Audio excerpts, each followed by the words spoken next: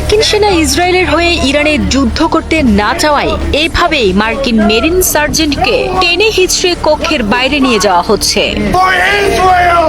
বুধবার armed services sub কমিটির এক গুরুত্বপূর্ণ শুনানি চলাকালে হঠাৎ করেই তিনি সেখানে বাধা দেন এবং ইরানের বিরুদ্ধে যুক্তরাষ্ট্র ইসরায়েল যৌথ সামরিক অভিযানের তীব্র প্রতিবাদ জানাতে শুরু করেন। প্রকাশিত ভিডিও ফুটেজে দেখা যায় ব্রায়ান ম্যাকগিনেস তার গর্বের মেরিন ইউনিফর্ম পরিহিত অবস্থায় শুনানি কক্ষে দাঁড়িয়ে অত্যন্ত ক্ষোভের সাথে চিৎকার করে বলছেন, কেউই ইসরায়েলের হয়ে যুদ্ধ করতে চায় না। তার এই সাহসিকতাপূর্ণ কিন্তু উচ্ছৃঙ্খল আচরণের পরপরই নিরাপত্তায় নিয়োজিত পুলিশ কর্মকর্তারা তাকে দ্রুত কক্ষ থেকে বের করে দেওয়ার জন্য ছুটে আসেন। তাকে যখন টেনে হিচড়ে বাইরে নিয়ে যাওয়া হচ্ছিল তখন এক পর্যায়ে একটি দরজার ফাঁকে তার হাত মারাত্মকভাবে আটকে যায়। প্রত্যক্ষদর্শীরা জানান সেই সময় তার হাতটি মোটকে ভেঙে যাওয়ার ভয়াবহ দৃশ্য দেখা যায় এবং এরপর পুলিশ পাহারায় তাকে করিডোর দিয়ে নিয়ে যাওয়া হয়।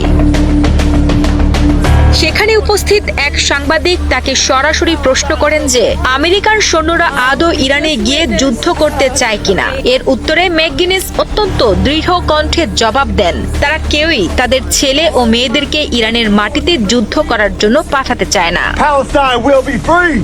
ঘটনাস্থলে উপস্থিত একজন প্রত্যক্ষদর্শী এই ভীতিকর পরিস্থিতির বর্ণনা দিতে গিয়ে বলেন, পুলিশ কর্মকর্তারা তাকে রীতিমতো জোর করে টেনে বের করছিলেন। দরজায় তার হাত আটকে যায় এবং তার হাত ভেঙে ফেলে। এরপর তাকে মাটিতে আছড়ে ফেলা হয়। পুরো পরিস্থিতিটি ছিল অত্যন্ত উত্তেজনাপূর্ণ এবং ভয়াবহ। বিভিন্ন সংবাদ মাধ্যমের প্রতিবেদন অনুযায়ী সাবেক এই মেরিন সার্জেন্ট ম্যাকগিনেসের বিরুদ্ধে বর্তমানে বেশ কয়েকটি আইনি অভিযোগ আনা হয়েছে। এর মধ্যে রয়েছে পুলিশের কাজে বাধা দেওয়া এবং গ্রেফতার এড়ানোর চেষ্টা করা, পাশাপাশি একজন পুলিশ কর্মকর্তার উপর